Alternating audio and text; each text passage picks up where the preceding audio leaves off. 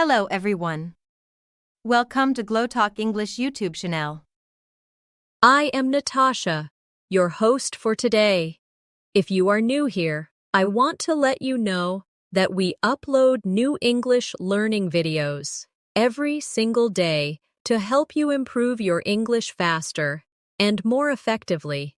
In today's episode, you are not only going to build your English vocabulary, but also learn how to use advanced words naturally in daily life conversations. This is a special English vocabulary practice masterclass where we will explore useful advanced words step by step, and I'll show you how to bring them into your real speaking practice. By the end of this lesson, you'll be able to use new vocabulary in conversations confidently, understand how these words are used by fluent speakers, and apply them in your daily life so you can reach a higher level of English fluency. Before we start, make sure to subscribe to the channel and also press the bell icon if you'd like more helpful English learning lessons like this.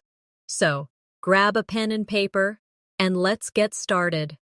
Now, let's begin with our first set of advanced words.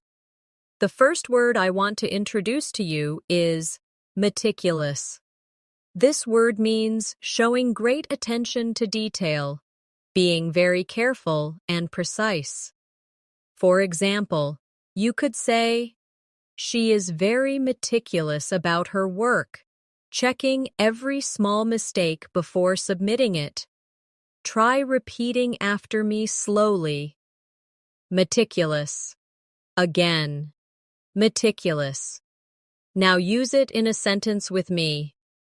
I am meticulous when I prepare for an important meeting. Excellent. The second word is versatile. This means someone or something that is flexible and can be used in many different ways. For instance, English is a versatile language because you can use it in business, travel, and entertainment. Or, my friend is very versatile. She can cook, paint, and play the piano. Repeat with me. Versatile. Good. Again. Versatile. Now use it in your own sentence. I want to be a versatile English speaker. Great job. The third word for today is inevitable. This means something that is certain to happen and cannot be avoided. For example, if you keep practicing English every day, improvement is inevitable. Or, it was inevitable that technology would change the way we communicate. Say it with me. Inevitable. Once more, inevitable. Now, in a sentence. Making mistakes is inevitable when you learn a new language. Excellent practice.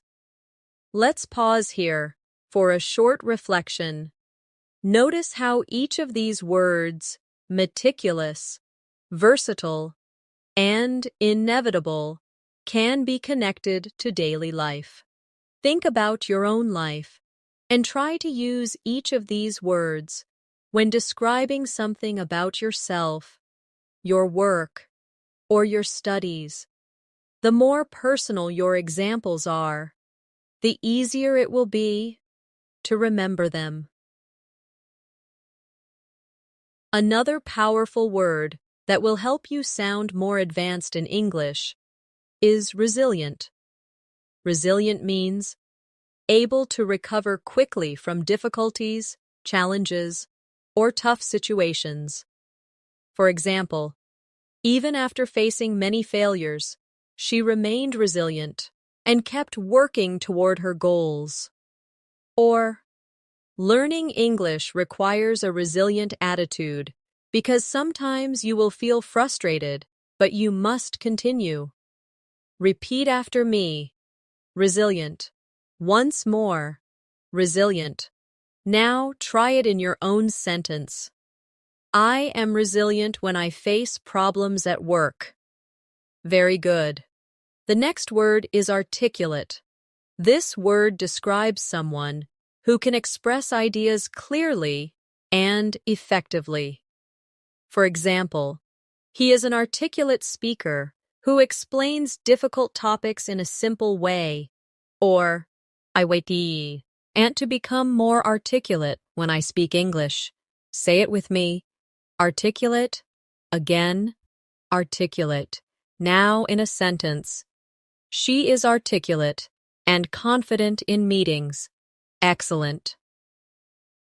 Now let's look at alleviate. This is a very useful advanced word that means to reduce or make something less severe. For example, taking a short walk can alleviate stress, or learning English with a friend can alleviate the pressure of studying alone. Repeat after me. Alleviate. Once more. Alleviate. Now in a sentence. Listening to music alleviates my anxiety. Perfect. Let's practice these words together in a small exercise. Imagine you are talking to a friend about learning English. You can say, "Learning English can sometimes feel stressful, but I try to stay resilient. I also want to be articulate. When I share my ideas, watching fun videos alleviates the stress and keeps me motivated." Did you notice how resilient, articulate, and alleviate fit smoothly into daily life conversations? This is how you train your brain to use advanced vocabulary naturally. Now let's move on. Another great word is proficient. This means being skilled and competent in something. For example, she is proficient in both English and Spanish. Or, I want to be proficient in using English at work. Say it with me. Proficient. Again. Proficient. Now, in a sentence, he is proficient in computer programming and English communication. Very good. Next is ambiguous. This means something that is unclear or has more than one possible meaning. For example, the question was ambiguous, so I wasn't sure how to answer. Or, sometimes English words are ambiguous and depend on context. Say it with me. Ambiguous. Again, ambiguous. Now in a sentence. The directions were ambiguous, and I got lost. Excellent. One more useful word is empathy. Empathy means the ability to understand and share the feelings of another person. For example, good friends show empathy when you are sad. Or, teachers need empathy to understand their students' struggles. Repeat after me, empathy. Once more, empathy. Now in a sentence. I try to show empathy when someone is upset. Great practice. Let's create a mini conversation using these words. Imagine two friends talking. One says, I want to be proficient in English, but sometimes the grammar feels ambiguous. Still, I know being resilient will help me improve. Having a teacher with empathy also alleviates my stress. And one day, I hope to be articulate in every conversation.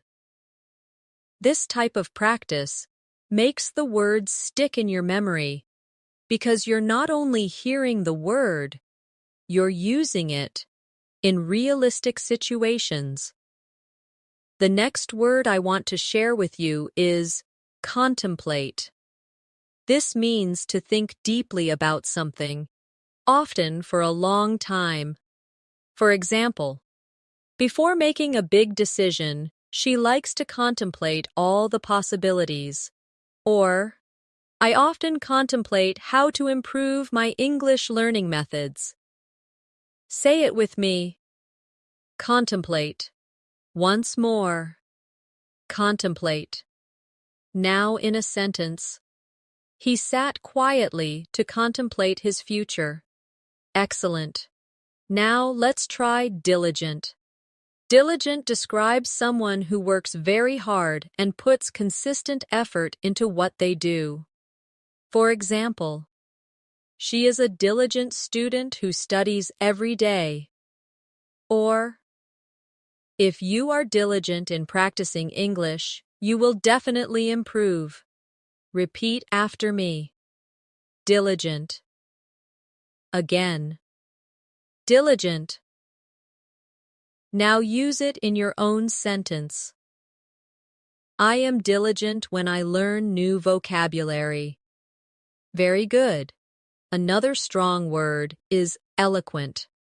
This means someone who speaks or writes in a very clear, persuasive, and powerful way. For example, the professor gave an eloquent speech that inspired the students. Or, I want to become eloquent when I express my opinions in English. Say it with me. Eloquent. Again. Eloquent. Now in a sentence. She is eloquent when she speaks about her passion. Excellent practice. Let's also look at reluctant. This word means unwilling or hesitant to do something. For example, he was reluctant to join the meeting because he wasn't prepared. Or, I sometimes feel reluctant to speak English because I'm afraid of mistakes. Repeat after me. Reluctant. Once more. Reluctant. Now in a sentence. She was reluctant to try the new food. Very good. Another useful advanced word is scrutinize. This means to examine something very carefully and in detail. For example, the manager scrutinized the report before approving it. Or, when you learn a new word, scrutinize how native speakers use it in different contexts. Say it with me. Scrutinize. Again. Scrutinize. Now in a sentence, I scrutinize my essays before submitting them. Excellent. Let's practice these words together in a short exercise. Imagine you are explaining your learning process. You might say, I like to contemplate new ways to study. I stay diligent by practicing every day. I hope to be eloquent when I speak. Sometimes I feel reluctant, but I keep going. I also scrutinize my mistakes carefully so I can improve. Did you notice how natural it feels to use these words when you create sentences from your own life?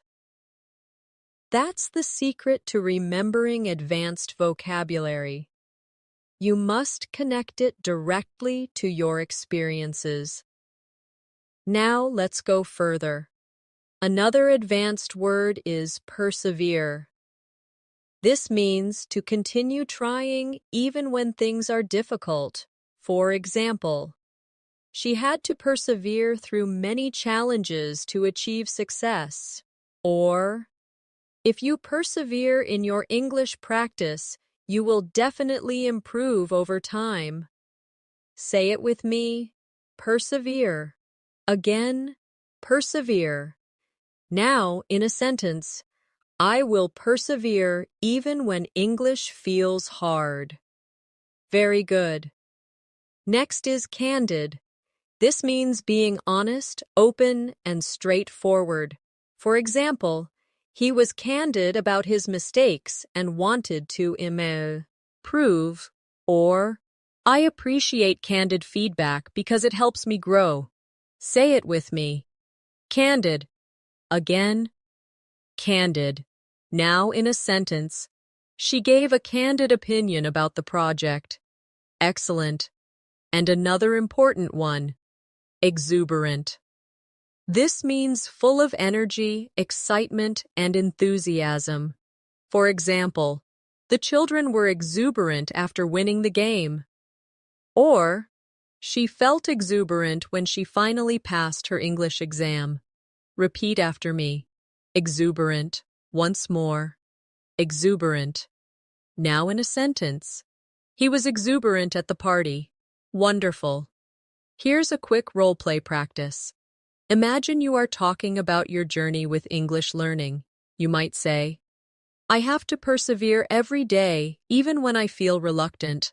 I try to be candid with myself about my weaknesses, and I stay exuberant because learning English brings me joy. This way, vocabulary practice feels more like real conversation and not just memorization. The next advanced word I want you to learn is astute. This describes someone who is clever and able to notice and understand things quickly. For example, she is an astute businesswoman who makes smart decisions. Or, you must be astute when listening to English speakers so you can catch small details. Say it with me. Astute. Again. Astute. Now, in a sentence, he gave an astute observation during the discussion. Excellent. Now let's move to benevolent. This means kind, generous, and wanting to help others. For example, he was a benevolent teacher who always cared about his students.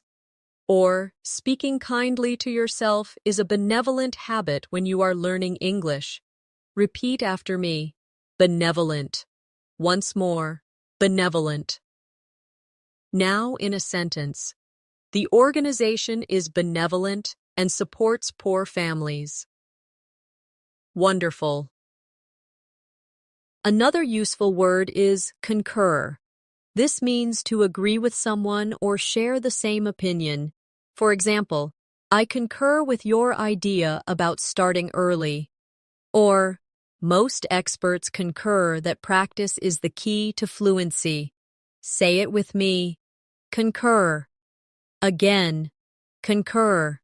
Now, in a sentence, I concur that daily speaking practice is important. Very good. Let's practice these 3 words in a mini dialogue. Imagine someone says, I think practicing English for 15 minutes daily can help. You can reply, I concur. That is an astute idea. Only a benevolent teacher would remind students to keep their practice short but consistent. See how natural it feels when you connect the words?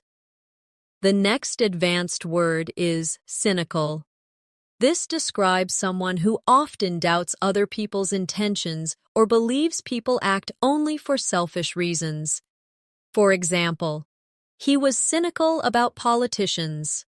Or, don't be too cynical about your progress. Trust yourself.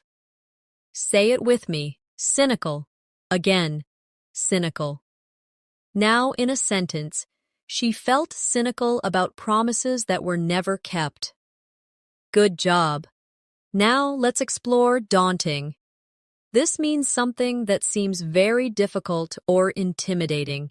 For example, speaking English in public can feel daunting at first, or climbing a mountain is a daunting challenge. Say it with me. Daunting. Again. Daunting. Now in a sentence, preparing for an English exam felt daunting, but I did it. Excellent. Another important word is eclectic. This describes something made up of a wide variety of styles, ideas, or sources. For example, she has an eclectic taste in music. Or, you should build an eclectic vocabulary by learning words from books, movies, and conversations. Repeat after me. Eclectic. Once more. Eclectic. Now, in a sentence, his bookshelf was eclectic, filled with novels, science books, and poetry. Perfect. Let's combine these words in practice. You can say, at first, learning new vocabulary felt daunting, but I realized an eclectic approach Mixing books, videos, and conversations made it easier. Sometimes people can be cynical and say it's too hard, but I concur with teachers who remind us to persevere. I think it's astute to remember that learning English is a journey, and being benevolent to yourself makes it enjoyable.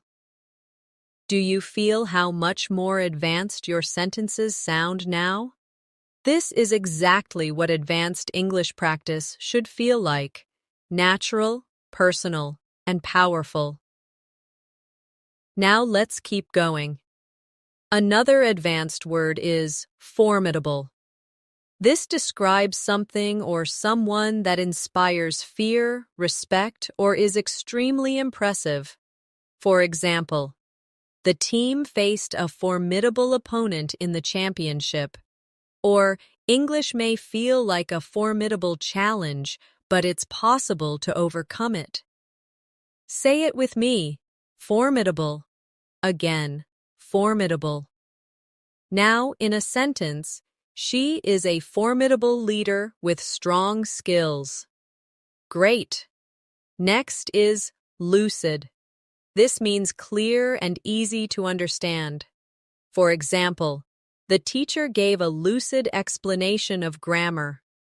Or, I need to make my ideas more lucid in English conversations. Repeat after me: lucid. Once more, lucid. Now in a sentence, the instructions were lucid and easy to follow. Excellent. And finally, let's look at metaphor. This is an advanced vocabulary word often used in literature and conversation to describe something by comparing it to something else. For example, time is a thief is a metaphor, meaning time takes things away like a thief. Or, in English, we often use metaphors in daily conversation. Say it with me: metaphor. Again, metaphor. Now, in a sentence, the poet used a metaphor to describe love. Wonderful. Here's a short exercise.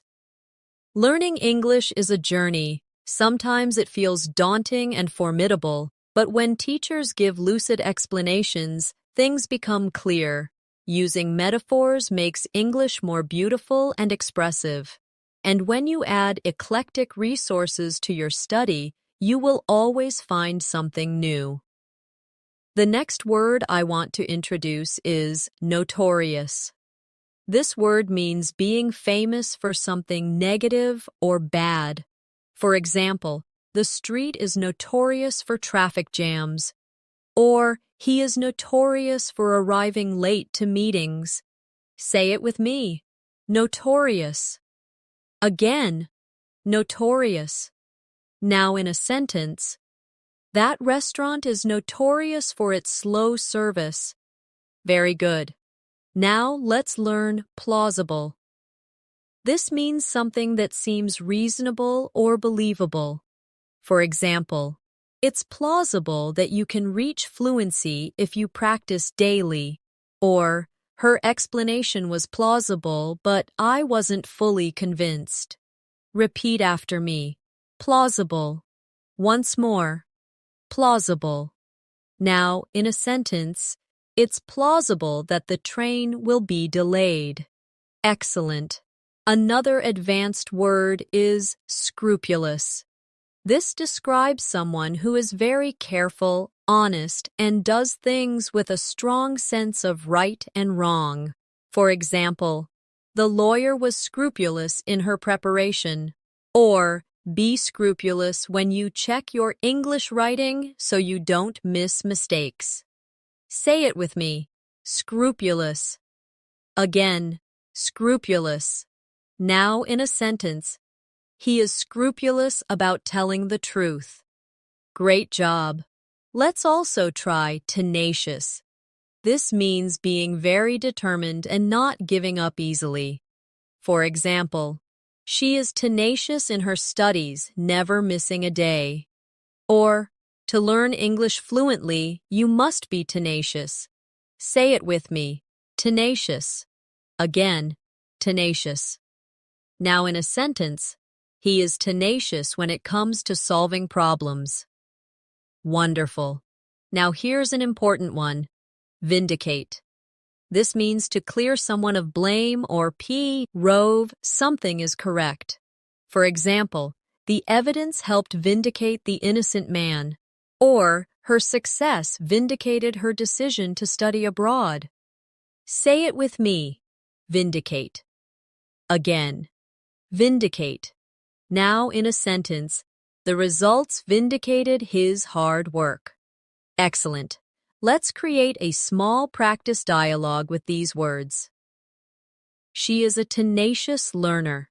Even though English felt difficult, her scrupulous practice habits helped her improve. People thought she wouldn't succeed, but her success vindicated her efforts. Now it's plausible that she will reach advanced fluency soon. She's no longer notorious for giving up. Instead, she's admired. Now, let's keep going. Another advanced word is ambivalent. This describes having mixed feelings about something. For example, she felt ambivalent about moving to a new city, or I feel ambivalent when I think about speaking English in front of strangers. Say it with me. Ambivalent. Again, ambivalent. Now, in a sentence, he was ambivalent about accepting the new job. Very good. Next is copious. This means a large amount or abundant. For example, she took copious notes during the lecture. Or, you need copious practice to master advanced English vocabulary. Say it with me. Copious. Again, copious. Now, in a sentence, he drank copious amounts of water after running. Excellent. Another word is discern. This means to recognize, notice, or understand something clearly. For example, I could discern a hint of sadness in her voice. Or, learners must discern the difference between similar English words. Say it with me. Discern. Again. Discern. Now in a sentence, it's hard to discern the details from far away. Great practice. One more powerful word is ephemeral. This means something that lasts only a short time. For example, the beauty of a sunset is ephemeral. Or, motivation can be ephemeral if you don't build strong habits. Say it with me. Ephemeral. Again, ephemeral. Now in a sentence, the excitement was ephemeral and soon faded away. Perfect. Here's a short, reflective exercise. Learning English requires tenacious effort. Motivation can be ephemeral, but diligent habits make it last. When you are scrupulous in practice, you can discern your progress. Sometimes you may feel ambivalent, but copious repetition will vindicate your efforts. Remember, success is always plausible if you stay consistent. The next advanced word I want you to practice is gregarious. This means someone who is very sociable and enjoys being around other people. For example, she is gregarious and loves to attend parties. Or, a gregarious personality can make learning English easier because you practice more with others. Say it with me. Gregarious. Again, gregarious. Now, in a sentence, he is gregarious and makes friends quickly. Excellent. Now let's look at impeccable. This means perfect, without any faults or mistakes. For example, her English pronunciation is impeccable, or he always dresses with impeccable style. Repeat after me. Impeccable. Once more. Impeccable. Now, in a sentence, she gave an impeccable presentation at work. Very good. Another useful word is melancholy. This means a deep feeling of sadness, often without a clear reason. For example, he felt a sense of melancholy as he walked through the old town. Or, sometimes when I miss my hometown, I feel melancholy. Say it with me, melancholy. Again, melancholy. Now in a sentence, the song filled her with melancholy. Wonderful. Next, let's try novice. This describes someone who is new to a skill or activity. For example, she is still a novice at cooking. Or, when I first started English, I was a complete novice. Say it with me, novice. Again, novice. Now, in a sentence, I am no longer a novice in English speaking. Excellent. Another advanced word is obsolete. This means outdated, no longer in use, or unnecessary. For example, typewriters are now obsolete, or some old English expressions have become obsolete. Repeat after me. Obsolete. Once more, obsolete. Now, in a sentence, that technology is obsolete and rarely used today. Great job.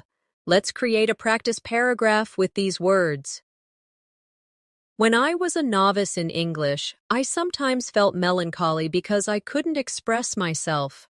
But I realized that with practice, my skills improved.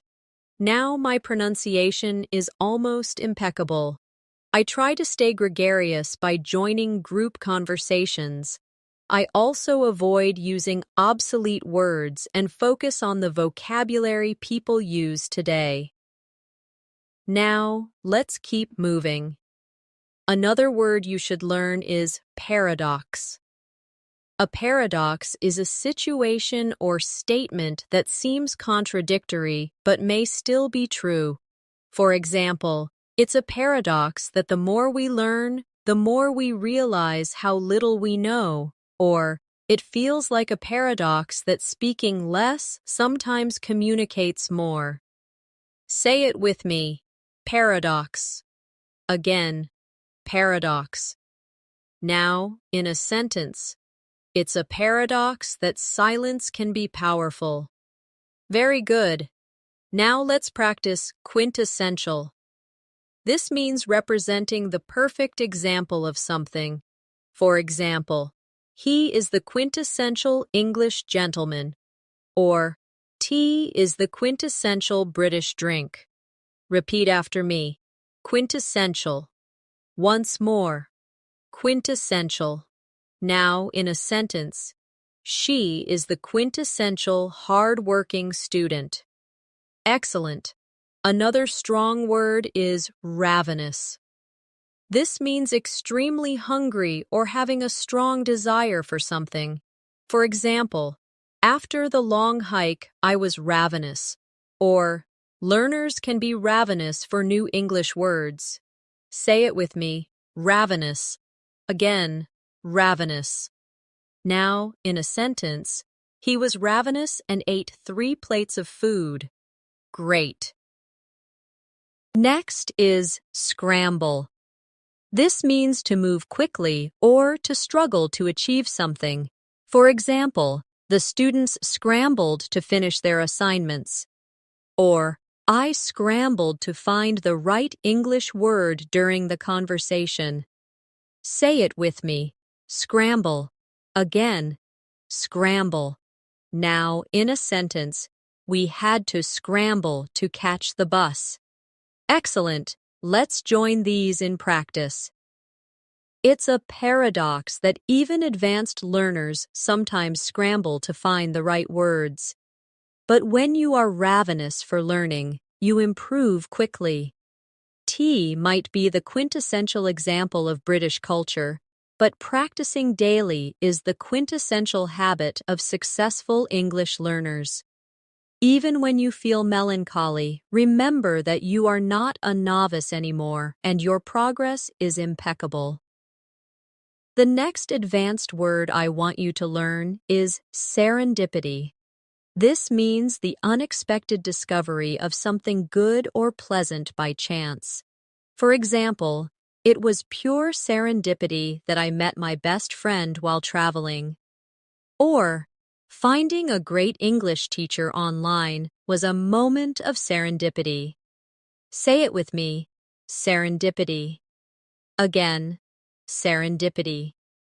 Now, in a sentence, it was serendipity that I discovered a wonderful cafe while walking. Excellent. Now, let's look at transient.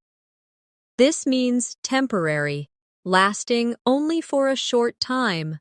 For example, the city has a large transient population of tourists. Or, frustration in learning English is transient. It will pass if you keep practicing. Repeat after me. Transient. Once more. Transient. Now in a sentence, our difficulties are transient, not permanent. Very good. Another word is utopia. This means an imagined perfect world where everything is ideal. For example, some people dream of living in a utopia without problems. Or for many learners, fluency feels like a utopia, but with practice, it becomes real. Say it with me, utopia. Again, utopia. Now, in a sentence, they imagined a utopia where everyone spoke one language. Great job. Next is vigilant. This means being watchful, alert, and careful to notice problems or danger. For example, the guard stayed vigilant throughout the night, or you must be vigilant when listening to native speakers to catch small details. Say it with me. Vigilant. Again, vigilant. Now in a sentence, parents are vigilant about their children's safety. Excellent. Now here's a powerful one. Whimsical. This means playful, unusual, or imaginative. For example, the artist created whimsical paintings filled with bright colors. Or, sometimes children ask whimsical questions that make us smile. Repeat after me, whimsical. Once more, whimsical. Now in a sentence, she decorated her room in a whimsical style. Wonderful. Let's make a short practice reflection. When learning English, frustration is transient. Sometimes serendipity helps you discover a new word in a book or movie. Staying vigilant ensures you notice details. Even whimsical exercises can bring fun into your practice. And little by little, fluency starts to feel less like a utopia and more like reality. Now let's move forward. Another advanced word is zealous. This means showing strong enthusiasm and passion for something. For example, he is zealous about helping others. Or, be zealous about practicing English every day. Say it with me. Zealous. Again, zealous.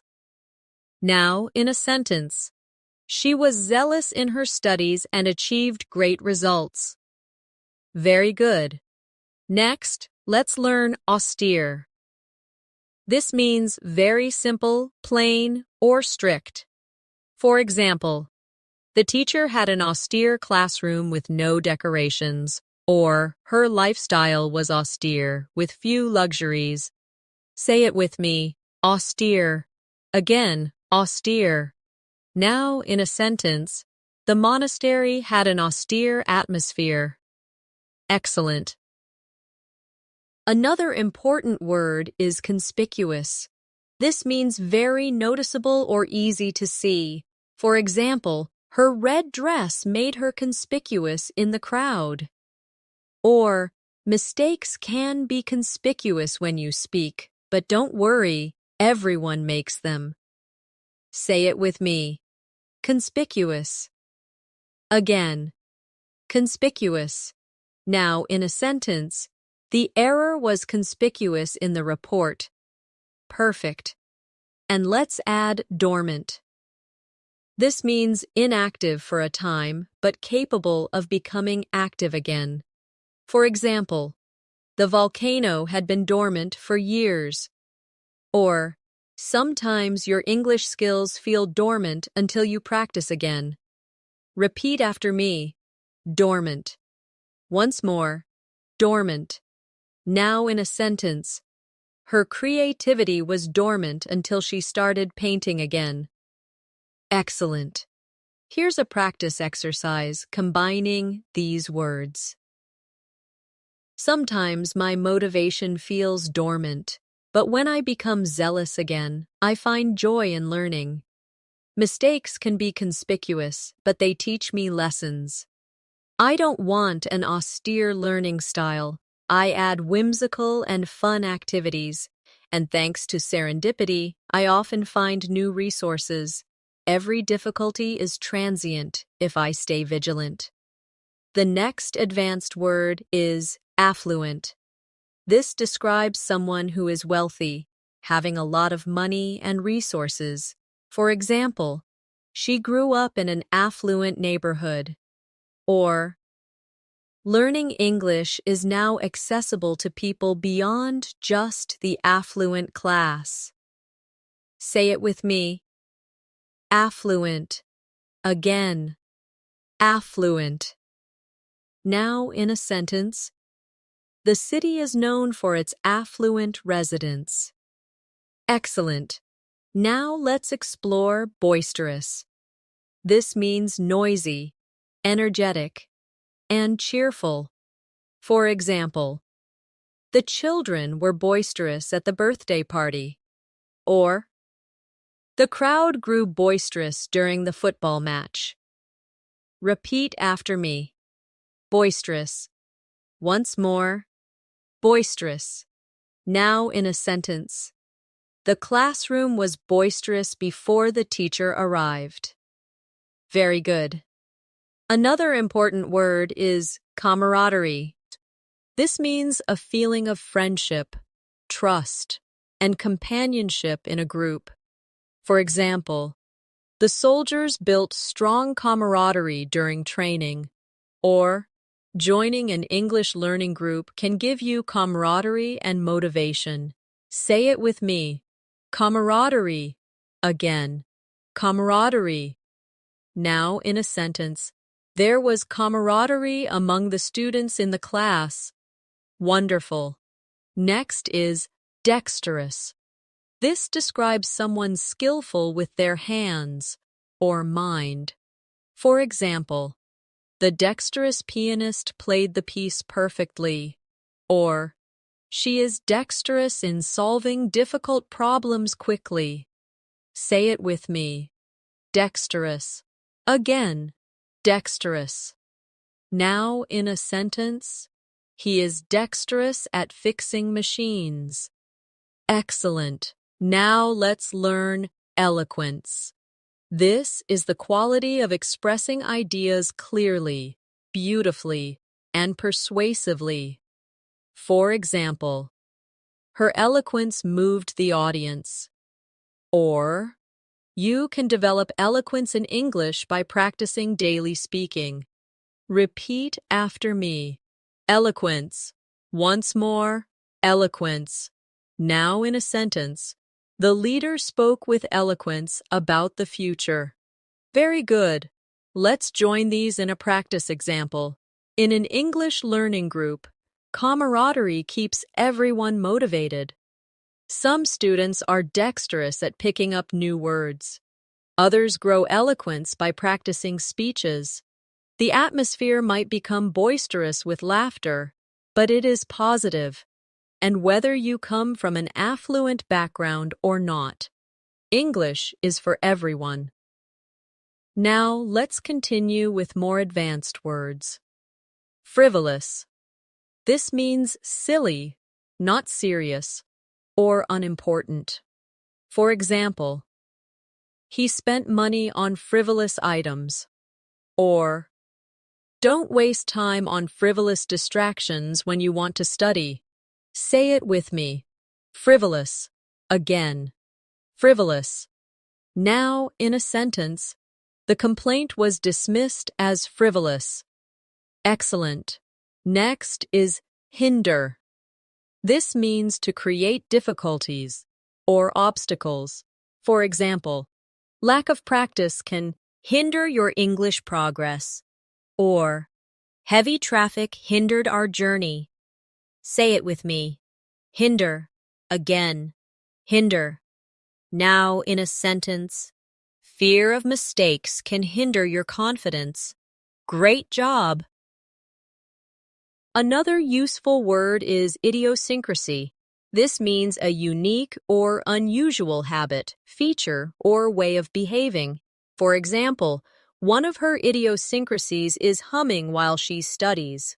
Or, every learner has their own idiosyncrasies in how they practice English. Say it with me. Idiosyncrasy. Again. Idiosyncrasy. Now in a sentence. His idiosyncrasy is wearing mismatched socks. Wonderful. Now let's practice jubilant. This means feeling extremely happy and joyful. For example, the fans were jubilant after the victory. Or, I felt jubilant when I passed my English exam. Say it with me. Jubilant. Again. Jubilant. Now in a sentence. She was jubilant when she received the award. Excellent. And one more. Keen. This means eager, interested, or having sharp perception. For example, he is keen to improve his English skills. Or, she has a keen sense of observation. Repeat after me. Keen. Again. Keen. Now in a sentence. I am keen on learning new vocabulary every day. Very good. Let's tie them together in a reflection. Sometimes frivolous distractions can hinder your learning, but when you stay keen, your progress grows faster.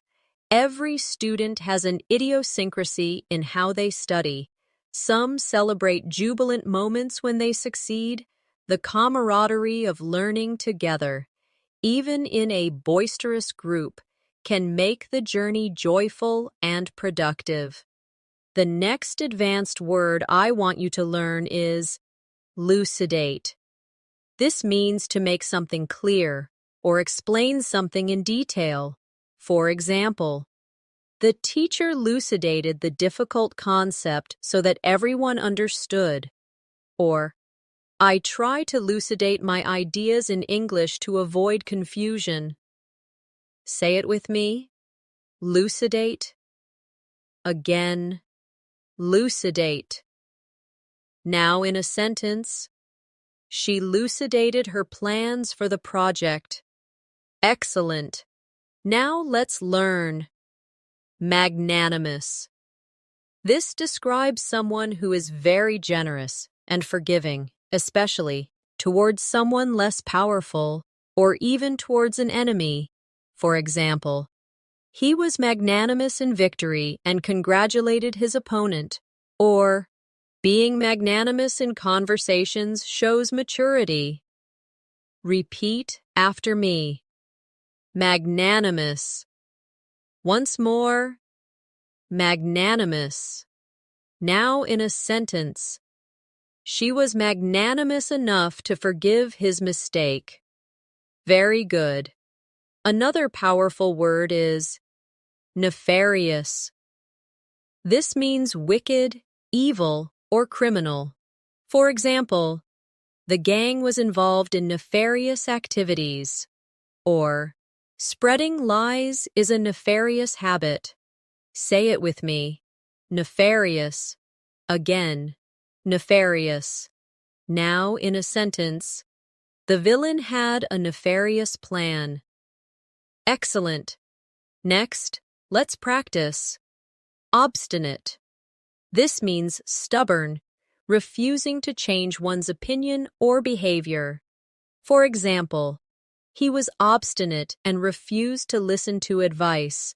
Or, sometimes children can be obstinate when they don't want to study. Say it with me.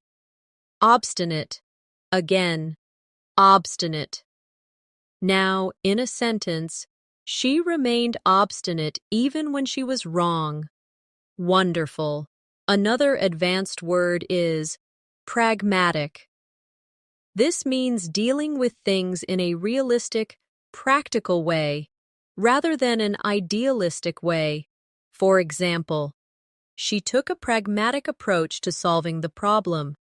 Or, when learning English, be pragmatic. Set realistic goals and work consistently. Say it with me. Pragmatic. Again. Pragmatic. Now, in a sentence, he gave pragmatic advice about saving money. Excellent. Now, let's join these words together in practice. Even when someone is obstinate, you can be magnanimous and forgive them. Beware of nefarious influences that waste your time. Be pragmatic in your study plans. And when you elucidate your ideas clearly, you will build confidence in English conversations. Let's move on to more. Quell. This means to stop, calm, or end something, often violence, fear, or doubts. For example, the teacher tried to quell the noise, class. Or, deep breathing can quell nervousness before speaking English. Say it with me. Quell. Again. Quell. Now in a sentence, he managed to quell his anger. Excellent. Next is rhetoric. This refers to the art of effective or persuasive speaking and writing.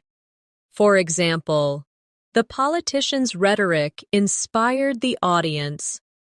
Or, you can improve your English rhetoric by practicing public speaking. Repeat after me. Rhetoric. Again. Rhetoric. Now in a sentence. His rhetoric was powerful and convincing. Very good. Another advanced word is sagacious. This means wise, having good judgment and insight. For example, she was a sagacious leader who guided her team wisely. Or, a sagacious learner chooses the right methods to improve English. Say it with me. Sagacious. Again. Sagacious. Now in a sentence, his sagacious advice helped me succeed. Excellent. And let's add tirade. This means a long, angry speech of criticism or accusation. For example, the coach gave a tirade after the team lost. Or, she launched into a tirade about unfair treatment. Say it with me. Tirade. Again. Tirade. Now, in a sentence, the manager's tirade shocked the employees. Great. Here's a reflective practice. Sometimes you may face a tirade from someone who is obstinate, but remain magnanimous. Stay sagacious. And use rhetoric carefully. Quell your own nervousness with calm breathing. And remember to be pragmatic. Small daily steps are stronger than big, unrealistic plans. The next advanced word I want you to practice is ubiquitous. This means something that seems to be everywhere at the same time. For example, smartphones are ubiquitous in today's world. Or, English words from movies are ubiquitous in conversations across the globe. Say it with me. Ubiquitous. Again. Ubiquitous. Now in a sentence, social media has become ubiquitous in daily life. Excellent. Now let's learn vicarious. This describes experiencing something through the feelings or actions of another person. For example, she felt vicarious joy when her friend won the competition. Or, watching movies in English gives you a vicarious experience of another culture. Repeat after me, vicarious. Once more, vicarious. Now in a sentence, I lived vicariously through the characters in the book. Very good. Another powerful word is wary. This means being cautious or careful because you don't fully trust a situation. For example, he was wary of strangers, or be wary of false promises when choosing online courses. Say it with me. Wary. Again, wary. Now, in a sentence, she was wary about walking alone at night. Excellent. Next, let's practice yearn. This means to have a strong desire or longing for something. For example, he yearned for freedom, or many learners yearn to speak English fluently. Say it with me, yearn. Again, yearn. Now, in a sentence, I yearn for the day I can travel and speak confidently. Wonderful. Another advanced word is zenith. This means the highest point, peak, or most successful moment. For example, the empire reached its zenith in the 18th century, or when you achieve fluency, you feel at the zenith of your English journey. Say it with me, zenith. Again, zenith. Now in a sentence, the singer was at the zenith of her career. Excellent. Let's combine these words in practice. English has become ubiquitous across the world. Many students yearn to master it and reach the zenith of fluency. Some feel wary of challenges, but watching movies offers vicarious experiences that help. Stay patient and keep practicing, and you'll move closer to your goal. Now, let's keep going. Another useful word is adamant. This means refusing to be persuaded or to change your mind. For example, he was adamant about his decision. Or, she was adamant that she would learn English no matter how difficult it was. Say it with me, adamant. Now, in a sentence, the teacher was adamant about deadlines. Excellent. Next is belligerent. This means aggressive or hostile. For example, the belligerent customer shouted at the staff, or don't be belligerent when correcting others' mistakes. Say it with me, belligerent. Again, belligerent. Now, in a sentence, his belligerent tone made everyone uncomfortable. Very good. Another advanced word is candidness. This refers to being open, honest, and straightforward in expression. For example, I appreciated her candidness during the discussion. Or, candidness in feedback helps learners grow. Say it with me, candidness. Again, candidness. Now, in a sentence, his candidness made the conversation refreshing. Wonderful. Now let's try detrimental. This means causing harm or damage. For example, smoking is detrimental to health, or lack of practice is detrimental to language learning. Say it with me, detrimental. Again, detrimental. Now, in a sentence, negative thinking is detrimental to progress. Excellent. And finally, let's practice epiphany. This means a sudden realization or clear understanding of something. For example, she had an epiphany about how to solve the problem. Or, I had an epiphany that daily practice is the key to fluency. Say it with me, epiphany. Again, epiphany. Now, in a sentence, He experienced an epiphany while reading the book. Perfect. Here's a short reflection exercise. Sometimes we yearn for progress and suddenly experience an epiphany about what works best. Be wary of detrimental habits and instead embrace candidness in your practice. Don't become belligerent with yourself when you make mistakes. Stay adamant about your goals, and one day you'll reach the zenith of your English journey.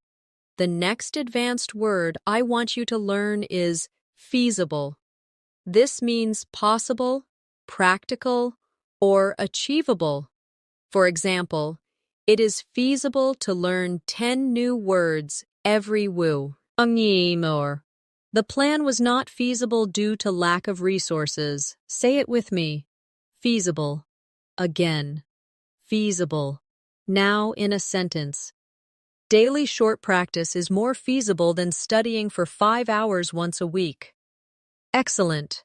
Now let's learn galvanize. This means to shock or inspire someone into action.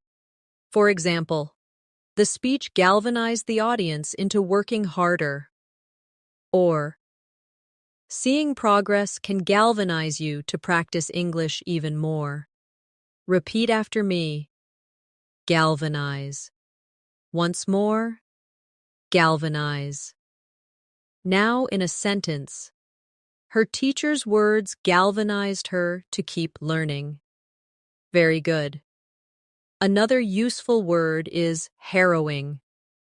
This means extremely distressing, upsetting, or disturbing. For example, it was a harrowing experience to be lost in the forest. Or, speaking in public for the first time can feel harrowing. Say it with me. Harrowing. Again. Harrowing. Now in a sentence. The movie told a harrowing story of survival. Wonderful. Next, let's practice imminent. This means about to happen, very soon. For example, the storm is imminent, so take shelter. Or, your improvement is imminent if you practice consistently. Say it with me. Imminent. Again. Imminent. Now, in a sentence. The teacher announced that a test was imminent. Excellent.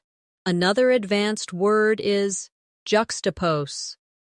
This means to place two things side by side for comparison. For example, the artist juxtaposed modern and traditional styles in her work. Or, you can juxtapose formal English with casual English to see the differences. Say it with me. Juxtapose. Again. Juxtapose. Now, in a sentence. The report juxtaposed data from last year and this year. Great. Let's use these words in practice. At first, speaking in English felt harrowing. But then I realized small steps were feasible. The teacher's encouragement galvanized me to try. Improvement was imminent once I created a good routine. And when I juxtaposed my old recordings with new ones, I could clearly hear progress. Now let's continue. Another advanced word is kinetic. This relates to movement or energy. For example, the dancer's performance was full of kinetic energy. Or, speaking practice gives kinetic energy to your English learning. Say it with me. Kinetic.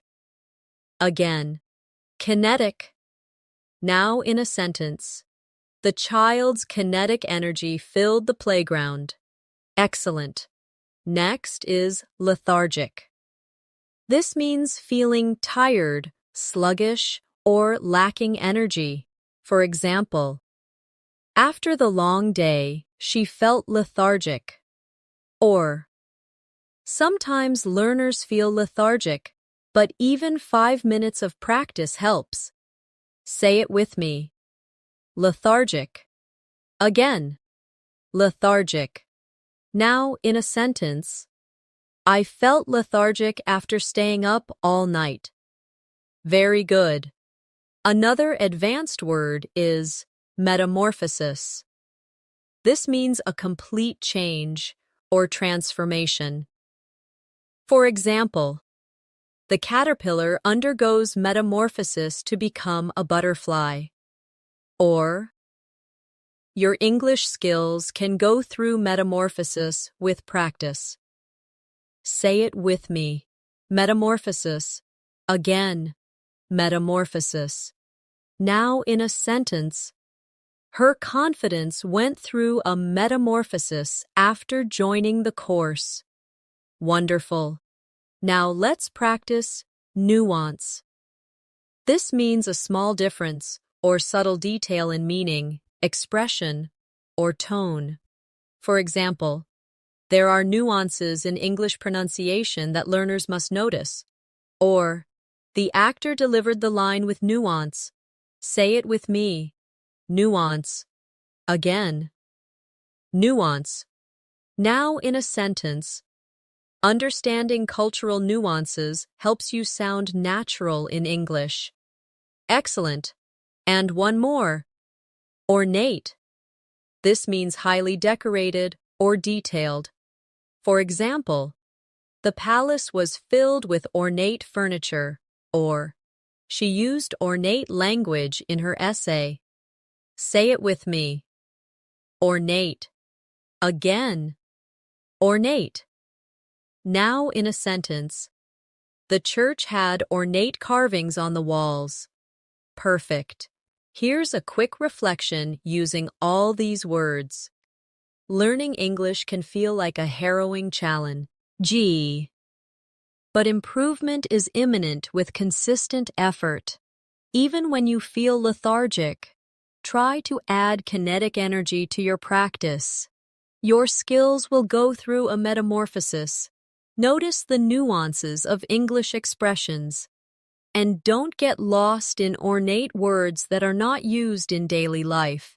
Instead, focus on feasible goals that galvanize your motivation. The next advanced word I want you to learn is paragon. This means a perfect example of a particular quality. For example, she is a paragon of kindness. Or, he became a paragon of patience while helping his classmates. Say it with me, paragon. Again, paragon. Now, in a sentence, the teacher was a paragon of wisdom. Excellent. Now let's try quintessence. This means the purest, most perfect example of something. For example, he is the quintessence of a professional, or practice is the quintessence of learning English. Repeat after me, quintessence. Again, quintessence. Now, in a sentence, the painting is the quintessence of beauty. Very good. Another useful word is relinquish. This means to give up or let go of something. For example, he had to relinquish control of the company. Or, don't relinquish your dream of fluency. Say it with me. Relinquish. Again. Relinquish. Now, in a sentence, she decided to relinquish her seat to the older passenger. Wonderful. Next, let's learn stoic. This means someone who can endure pain or hardship without showing feelings or complaining. For example, he remained stoic during the difficult times. Or, a stoic attitude helps learners push through mistakes. Say it with me. Stoic. Again, stoic. Now in a sentence, she stayed stoic even when criticized. Excellent. Another advanced word is tenuous. This means weak, uncertain, or fragile. For example, the connection between the two ideas was tenuous. Say it with me, tenuous. Again, tenuous. Now in a sentence, the evidence was tenuous and not convincing. Perfect.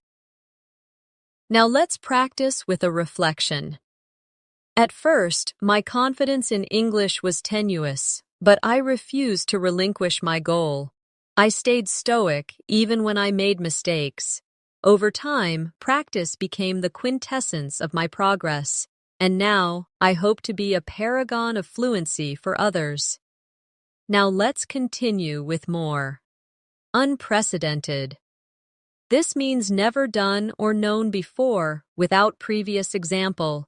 For example, the team achieved unprecedented success, or online learning has grown at an unprecedented rate. Say it with me. Unprecedented. Again, unprecedented. Now, in a sentence, the company faced unprecedented challenges. Excellent. Next is viable. This means capable of working successfully, practical. For example, daily practice is a viable method to learn English, or the plan was not financially viable. Repeat after me. Viable. Again, viable. Now in a sentence, this idea is viable and worth trying. Very good. Another word is withstand. This means to resist or survive something difficult. For example, the building can withstand earthquakes. Or, you must withstand the frustration of mistakes to improve. Say it with me. Withstand. Again, withstand. Now, in a sentence, he can withstand pressure at work. Wonderful. Now let's try zeal. This means great energy or passion in pursuit of something. For example, she studied with zeal, or bring zeal into your English practice. Say it with me. Zeal. Again. Zeal. Now in a sentence, he showed great zeal in helping others. Excellent. And one more advanced word here. Aloof. This means distant, not friendly or emotionally detached. For example, she seemed aloof at the party. Or, some people stay aloof because they lack confidence in English. Say it with me. Aloof. Again, aloof. Now in a sentence. He remained aloof during the meeting. Great. Let's practice wit and these together. Sometimes learners seem aloof because they fear making mistakes, but with zeal, they can withstand difficulties. Small, viable steps lead to success. The progress you achieve may feel unprecedented. Don't relinquish your goal. Stay stoic, stay strong, and soon you'll be the paragon of fluency. The next advanced word is brevity. This means using few words to express something clearly and effectively. For example, the speaker impressed the audience with the brevity of his explanation. Or, in English, brevity is useful when giving clear answers. Say it with me. Brevity. Again, brevity. Now in a sentence, her message had power because of its brevity. Excellent. Now let's learn conundrum. This means a difficult problem or puzzle. For example, the mystery presented a real conundrum for the detective. Or, choosing the right word in English can feel like a conundrum. Repeat after me. Conundrum. Again. Conundrum. Now in a sentence. I faced a conundrum about which option to choose. Very good. Another useful word is detract. This means to reduce or take away from the value or importance of something.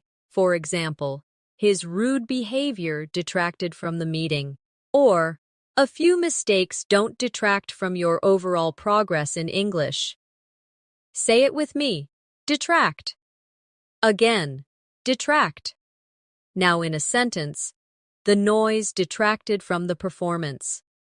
Wonderful. Next is eccentric. This describes someone who behaves in unusual or strange ways, but often in an interesting manner. For example, the eccentric artist wore colorful, mismatched clothes. Or, some learners have eccentric methods that still work for them. Say it with me. Eccentric. Again, eccentric. Now in a sentence, he is eccentric but very creative. Excellent. Another advanced word is futile. This means useless, producing no result. For example, it's futile to argue when no one is listening. Or, it's never futile to practice English. Every step helps you improve. Say it with me. Futile. Again, futile. Now in a sentence, the rescue attempt was futile. Perfect. Let's practice them together. Sometimes learning English feels like a conundrum. You may make mistakes, but those don't detract from your progress. Even eccentric study habits can be effective. Never think your effort is futile. Even small steps matter. And remember, brevity in communication is often more powerful than long explanations. Now let's continue with more. Grueling. This means very tiring and demanding. For example, the marathon was grueling, or memorizing hundreds of words in one day is grueling and not effective. Say it with me. Grueling. Again, grueling. Now in a sentence, the students went through a grueling exam. Excellent. Next is hubris. This means excessive pride or arrogance. For example, his hubris led to his downfall. Or, avoid hubris. Stay humble in your English learning journey. Repeat after me. Hubris. Again, hubris. Now in a sentence, her hubris made her ignore helpful advice. Very good. Another advanced word is ingenuity. This means cleverness, creativity, or skill in finding solutions. For example, the invention was a product of ingenuity. Or, learners often show ingenuity when creating practice methods. Say it with me. Ingenuity. Again, ingenuity. Now, in a sentence, his ingenuity solved the problem quickly. Wonderful. Now, let's practice jargon. This refers to specialized words used by a particular profession or group. For example, the lawyer used legal jargon that was hard to understand. Or, avoid too much jargon in English. Use clear words. Say it with me. Jargon. Again, jargon. Now in a sentence, medical jargon can be confusing to patients. Excellent. And one more. Kinship. This means a sense of connection, family-like bond, or relationship between people. For example, they felt kinship because of their shared experiences. Or, in English learning groups, you can build kinship with others who share your goal. Say it with me. Kinship. Again, kinship. Now in a sentence, a strong kinship grew among the classmates. Great. Here's a reflection practice. English can sometimes feel like a grueling challenge, but use your ingenuity to find fun ways of practicing. Avoid hubris and accept help from others. Build kinship with fellow learners. Be careful not to get lost in jargon and focus instead on clarity. Even when it feels futile, remember, progress is happening step by step. The next advanced word I want you to learn is lament. This means to express sadness, grief, or regret. For example, she lamented the loss of her childhood home, or many learners lament not starting English earlier. Say it with me. Lament. Again, lament. Now in a sentence, he lamented the missed opportunity. Excellent. Now let's practice meticulousness. This is the quality of being very careful, paying close attention to detail. For example, her meticulousness in checking grammar improved her writing. Or, meticulousness is important when practicing pronunciation. Repeat after me. Meticulousness. Again, meticulousness. Now, in a sentence, his meticulousness impressed his teacher. Very good. Another advanced word is nostalgia. This means a sentimental longing for the past. For example, she felt nostalgia when she saw her old school. Or, sometimes watching old movies gives me nostalgia. Say it with me. Nostalgia. Again, nostalgia. Now in a sentence, he spoke with nostalgia about his childhood. Wonderful. Next, let's try ostracize. This means to exclude someone from a group or society. For example, the group ostracized him after the argument. Or, some learners feel ostracized if they don't speak fluently, but they should keep trying. Say it with me. Ostracize. Again, ostracize. Now, in a sentence, she felt ostracized by her classmates. Excellent. Another powerful word is placate. This means to calm someone down or make them less angry. For example, the manager placated the upset customer. Or, teachers often placate nervous students before exams. Say it with me. Placate. Again, placate. Now in a sentence, he placated his friend after the misunderstanding. Great. Let's practice them together in reflection. Sometimes learners lament their mistakes, but meticulousness helps them improve. Nostalgia may remind you of past struggles, but never let it make you sad. Don't ostracize yourself by avoiding practice. Instead, placate your fears and move forward. Now, let's continue. Quell. This means to put an end to something or to calm emotions. For example, the teacher quelled the noisy class. Or, breathing deeply can quell your nerves before speaking English. Say it with me. Quell. Again, quell. Now, in a sentence, he managed to quell his anger. Excellent. Next is revere. This means to deeply respect or admire someone or something. For example, the students revered their wise teacher. Or, many people revere great writers for their words. Repeat after me. Revere. Again, revere. Now in a sentence, she was revered for her kindness. Very good. Another advanced word is substantiate. This means to provide evidence to support something. For example, the lawyer substantiated his claim with proof. Or, always substantiate your arguments in English writing. Say it with me. Substantiate. Again, substantiate. Now in a sentence, he substantiated his opinion with facts. Wonderful.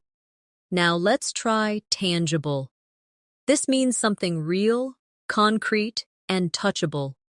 For example, the progress was tangible after months of study, or writing notes gives you tangible results. Say it with me, tangible. Again, tangible. Now, in a sentence, the success brought tangible benefits. Excellent. And one more advanced word here, vindictive. This describes someone who wants revenge or holds a grudge. For example, he had a vindictive attitude toward his rival. Or, don't be vindictive toward yourself for small mistakes. Say it with me, vindictive. Again, vindictive. Now in a sentence, she was vindictive after the betrayal. Great. Here's a mini reflection with these words. When learning, always substantiate your knowledge with practice. Celebrate tangible results. Revere your teachers and mentors for their guidance. Quell your nervousness and avoid being vindictive toward yourself or others. And remember, meticulousness will make you stronger every day. The next advanced word is wistful. This means having a gentle sadness or longing for something. For example, she gave a wistful smile when she remembered her childhood. Or, sometimes I feel wistful when I think about moments I missed. Say it with me, wistful. Again, wistful. Now in a sentence, he looked wistful as he watched the sunset. Excellent. Now let's practice altruistic. This describes someone who is selfless and cares for others without expecting anything in return.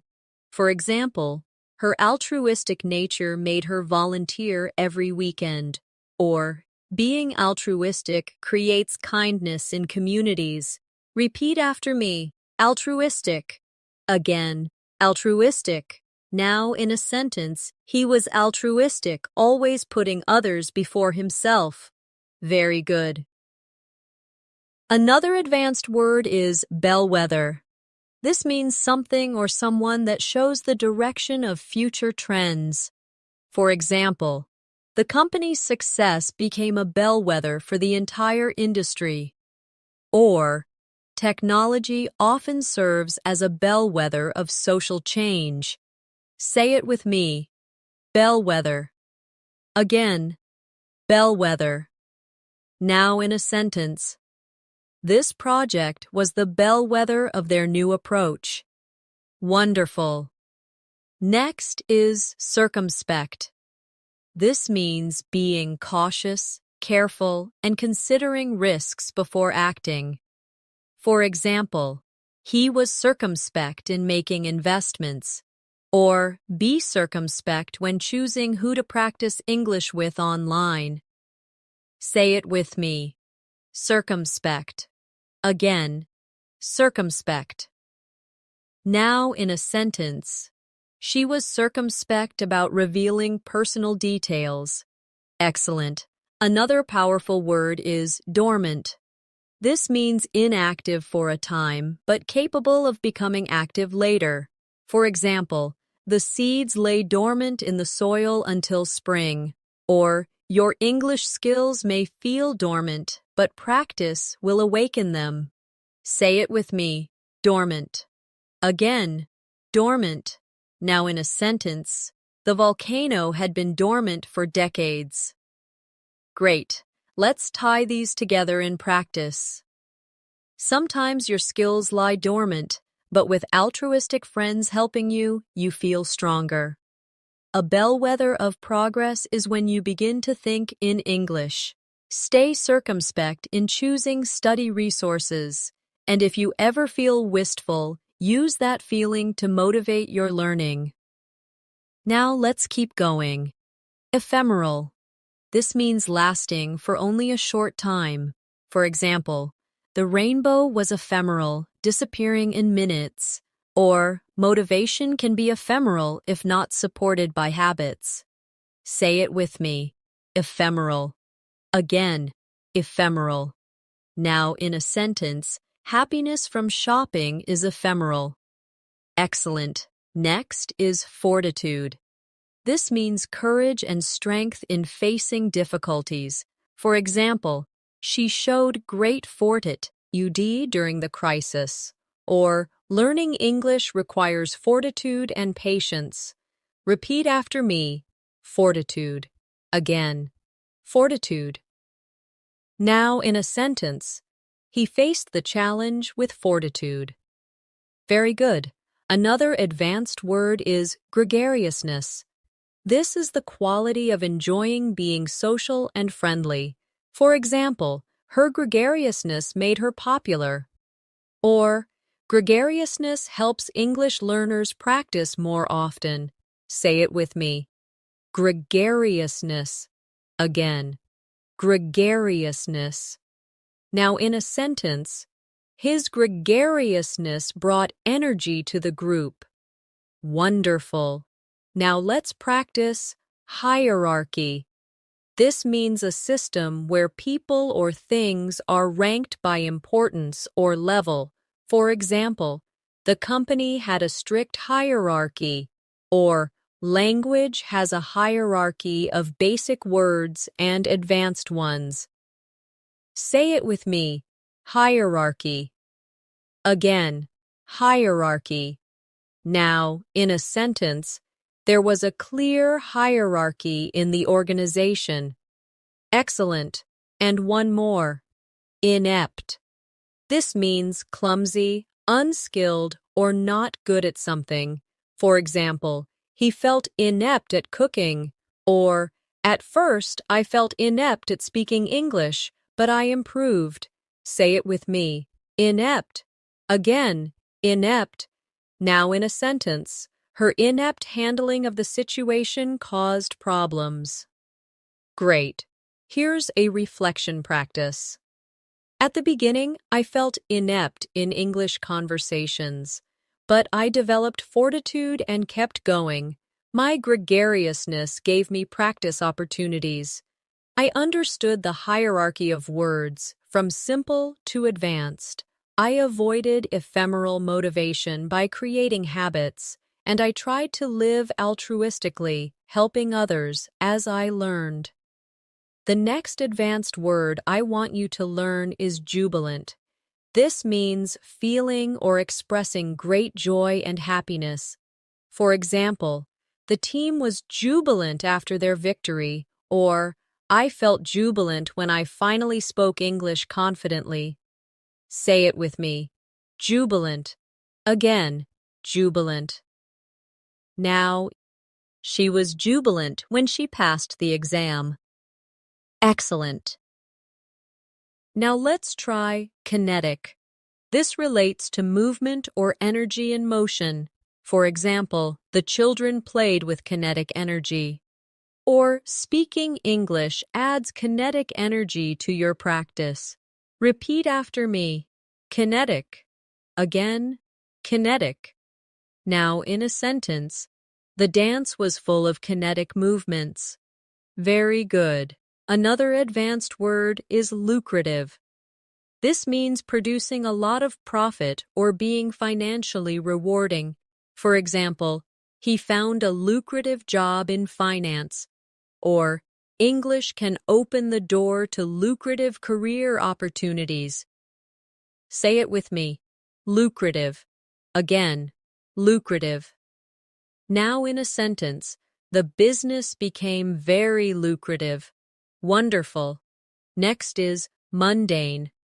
This means ordinary, dull, or lacking excitement. For example, he was tired of mundane tasks at work. Or, don't let your practice feel mundane. Add fun activities.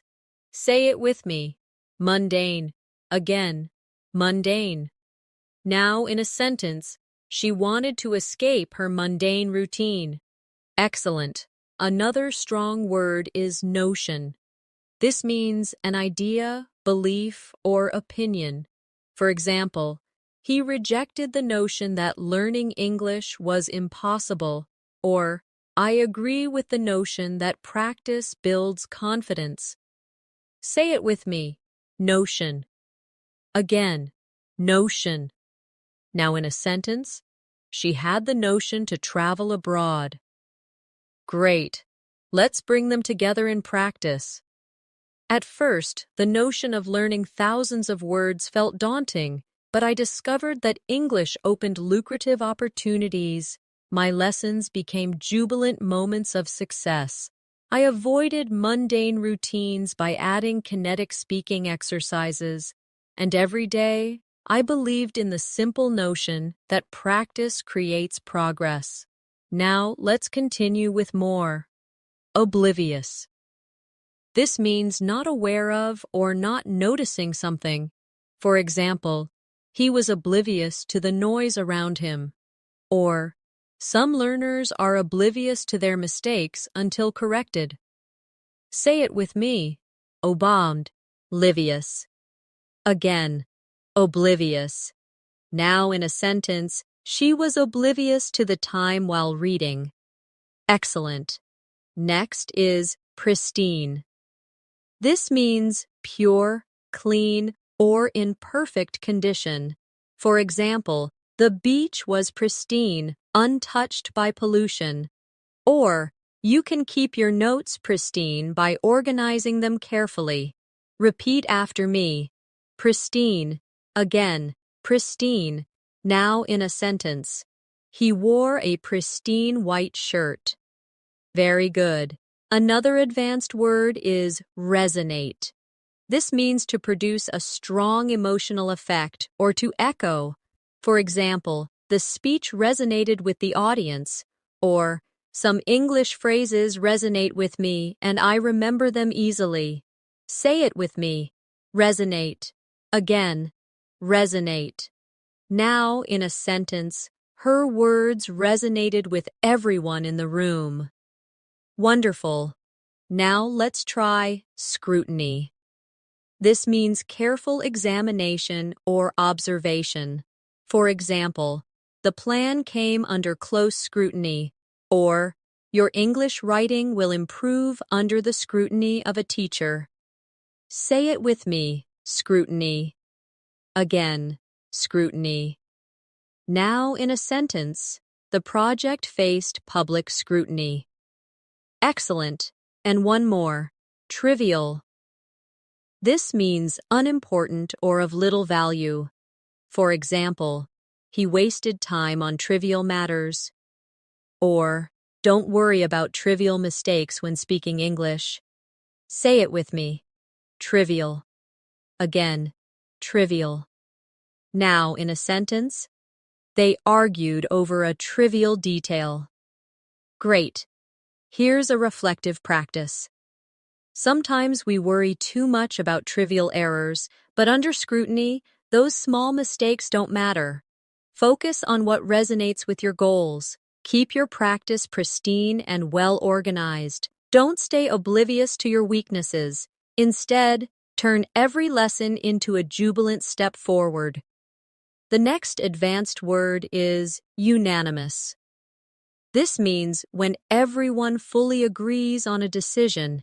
For example, the decision to start the project was unanimous.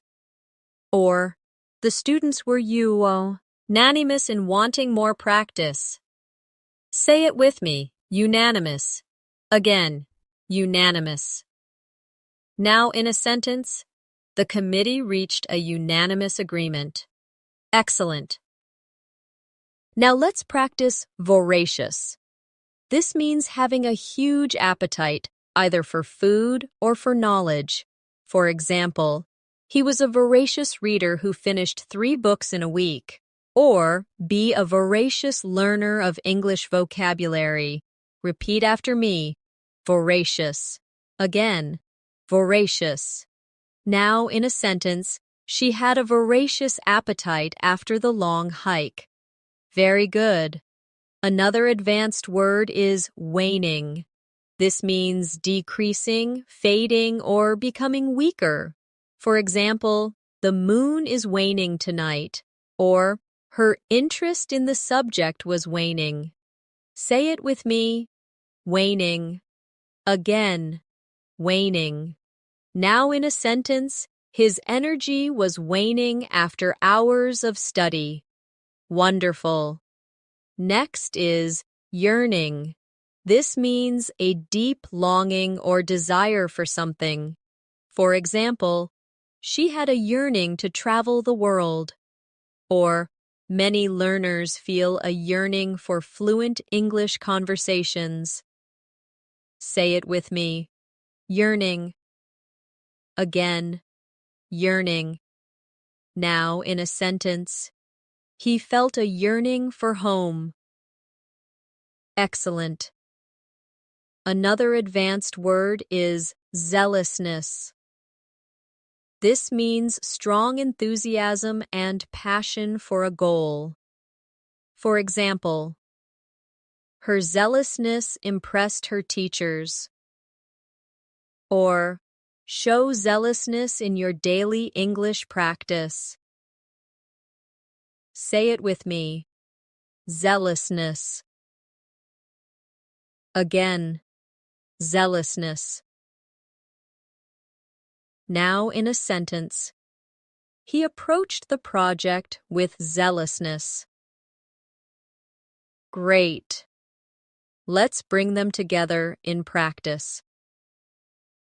A unanimous decision to study together gave the group motivation. Each student had a voracious appetite for learning. Even when their energy was waning, their yearning for fluency kept them going. Their zealousness became the fuel for progress. Now let's continue with more. Adversity.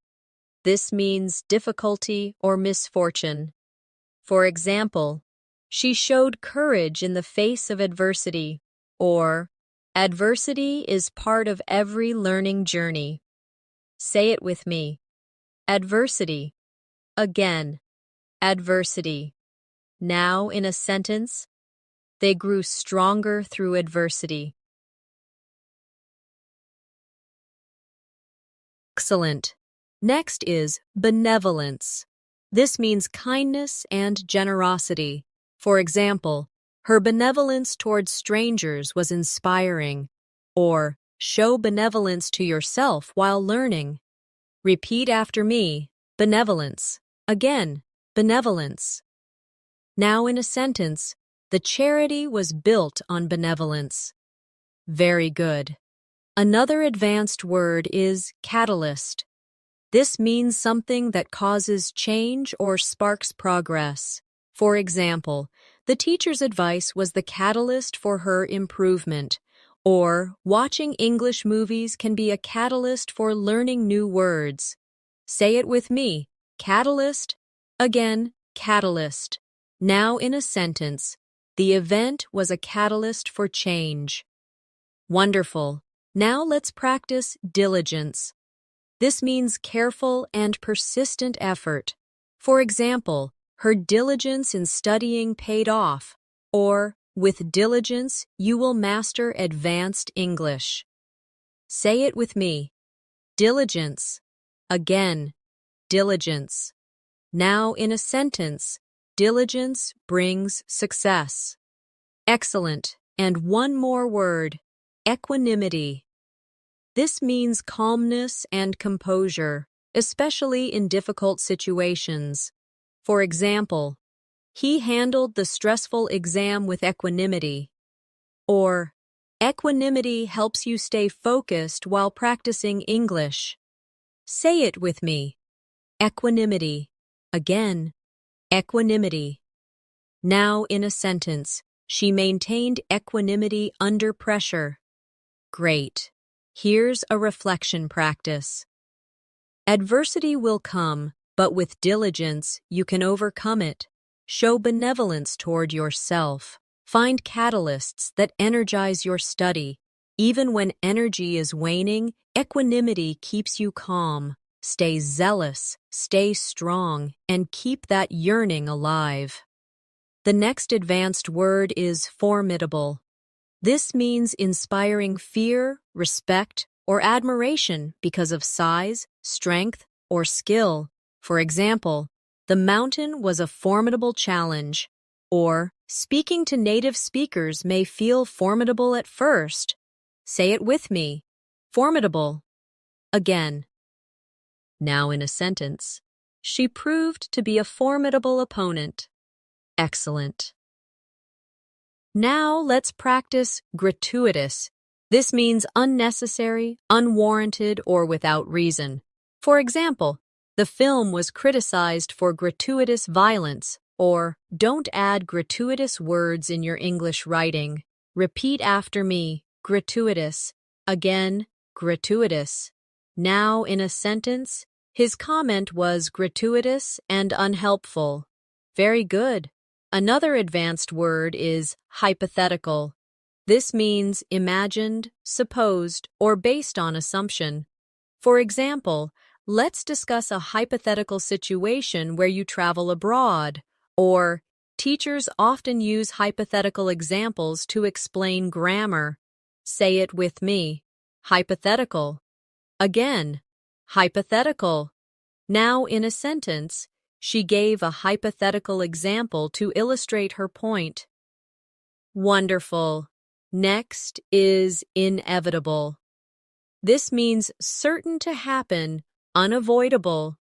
For example, it is inevitable that practice leads to improvement.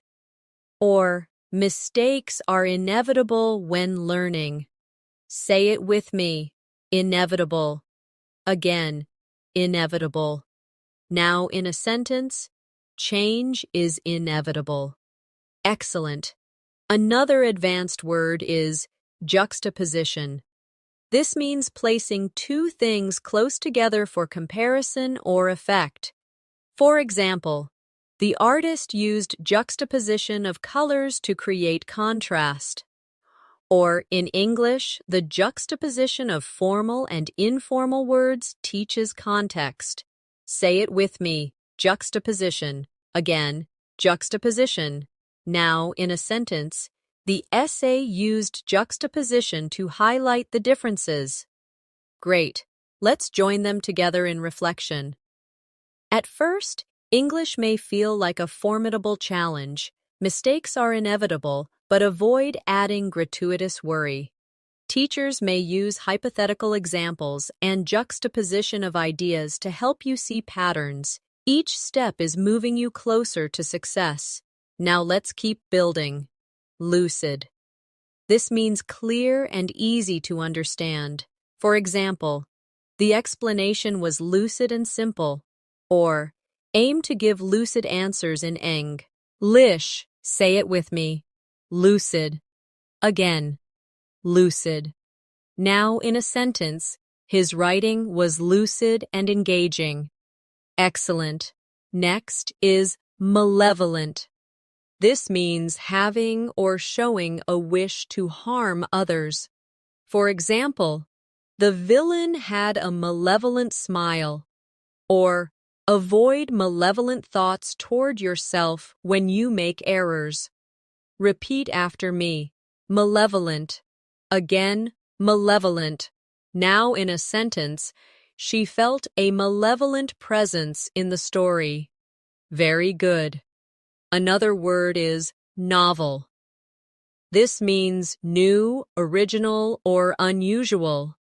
For example, she proposed a novel solution to the problem. Or, using songs to learn English is a novel method. Say it with me. Novel. Again. Novel. Now in a sentence. The scientist introduced a novel approach. Wonderful. Now let's try omnipresent. This means present everywhere at the same time. For example, technology feels omnipresent in modern life, or English is omnipresent across the internet.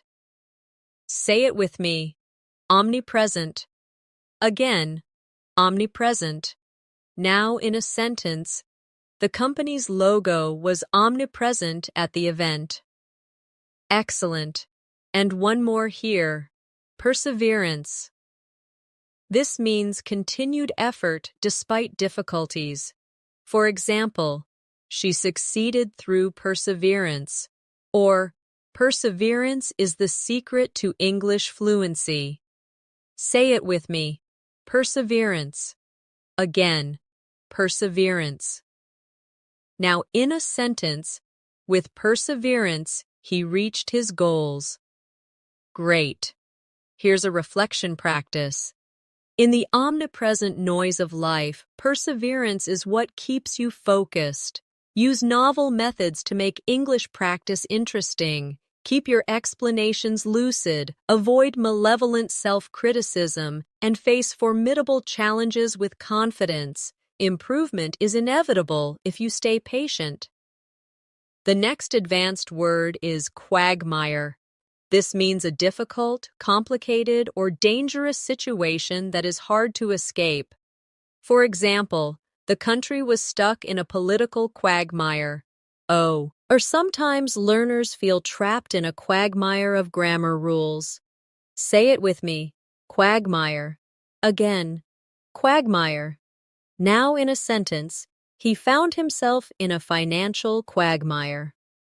Excellent. Now, let's practice resilient.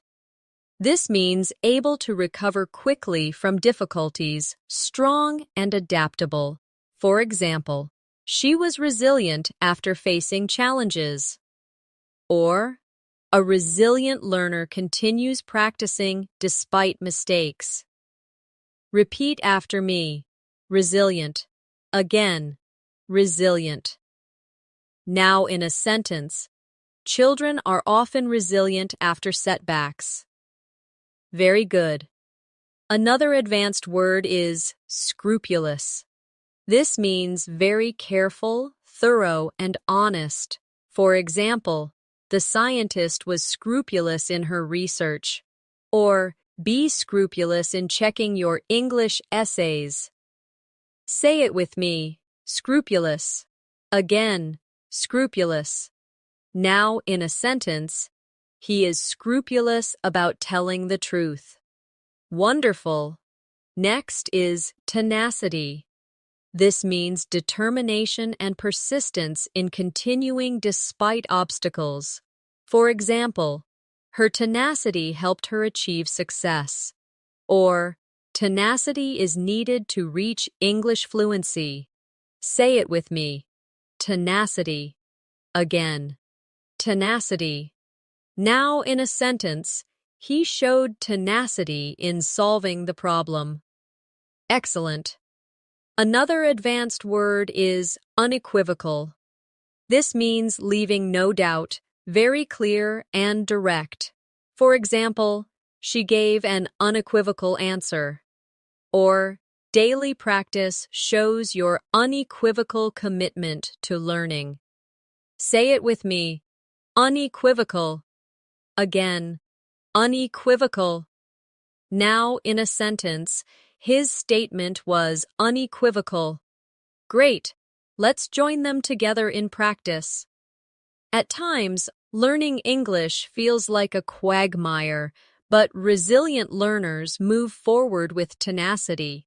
They remain scrupulous in their study habits, and their unequivocal belief in success helps them achieve their goals. Now let's continue. Vindicate. This means to prove right, to clear from blame. For example, the evidence vindicated his claim. Or, success will vindicate your effort in English practice. Say it with me. Vindicate. Again, vindicate. Now in a sentence, her decision was vindicated by the results. Excellent.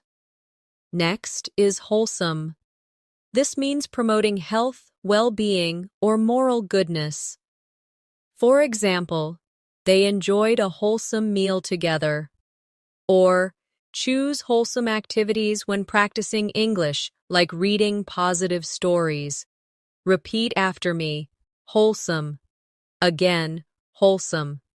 Now in a sentence, the movie had a wholesome message. Very good.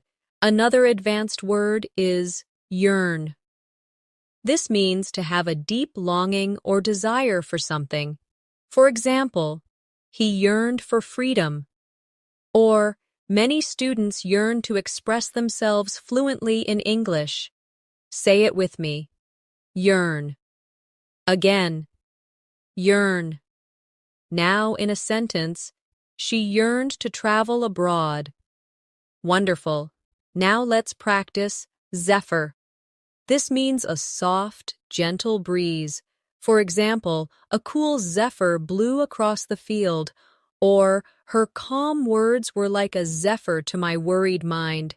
Say it with me, zephyr. Again, zephyr. Now in a sentence, the zephyr made the evening pleasant. Excellent. And one more. Audacious. This means bold, daring, and willing to take risks. For example, he made an audacious plan to start his own business. Or, speaking to strangers in English is an audacious but rewarding step. Say it with me. Audacious. Again, audacious. Now in a sentence, her audacious ideas surprised everyone. Great. Here's a reflection practice. Your yearning for fluency may sometimes feel like a distant dream, but remember, every audacious attempt to speak brings progress. Stay resilient, keep your habits scrupulous, and let tenacity guide you. Even when things feel like a quagmire, your unequivocal focus will vindicate your journey. And like a refreshing zephyr, small successes will bring you wholesome joy. The next advanced word is benevolent. This means kind, generous, and wanting to do good. For example, the benevolent teacher helped every student succeed. Or, a benevolent attitude toward yourself makes learning easier. Say it with me. Benevolent. Again, benevolent. Now in a sentence, the charity was started by a benevolent woman. Excellent. Now let's practice cathartic. This means providing relief from strong emotions, often by expressing them. For example, crying can be a cathartic experience, or speaking freely in English can feel cathartic. Repeat after me. Cathartic. Again, cathartic. Now, in a sentence, writing in my journal felt cathartic. Very good. Another advanced word is discernment. This means the ability to judge well and make wise decisions. For example, she showed great discernment in choosing her words. Or, learners need discernment when selecting study materials. Say it with me. Discernment. Again, discernment. Now in a sentence, his discernment helped him avoid mistakes. Wonderful. Next is epitome. This means the perfect example of something. For example, she is the epitome of grace. Or, a dedicated student is the epitome of success. Say it with me. Epitome. Again, epitome. Now in a sentence, he was the epitome of confidence. Excellent. Another advanced word is fluctuate. This means to change, rise, or fall irregularly. For example, her motivation fluctuates depending on her mood, or confidence may fluctuate, but practice makes it stable. Say it with me. Fluctuate. Again. Fluctuate. Now in a sentence, prices fluctuate every season. Great. And one more. Holistic. This means considering the whole system rather than just parts. For example, she takes a holistic approach to health, or take a holistic approach to learning English by balancing listening, speaking, reading, and writing. Say it with me. Holistic. And again, holistic. Now, in a sentence, we need a holistic view of the problem. Excellent. Here's one last reflection practice. Your progress may fluctuate, but perseverance will carry you through. With discernment, you can choose the right path. Show benevolence to yourself and let English practice be cathartic, releasing your fears. Be the epitome of dedication and take a holistic approach to reach true fluency. And now, we've come to the end of this advanced English vocabulary masterclass. Today, you and I explored a vast collection of powerful words together, practicing their meanings, examples, and daily life sentences. Step by step, you've seen how advanced vocabulary transforms your communication, making you sound more fluent, confident, and expressive. Remember, learning words is not just about memorizing, it's about living them, using them in your conversations, and making them part of your own story. So I encourage you to practice these words out loud, write them in your journal, and bring them into your daily life. Because every new word you master is a tool that shapes your fluency and strengthens your English voice.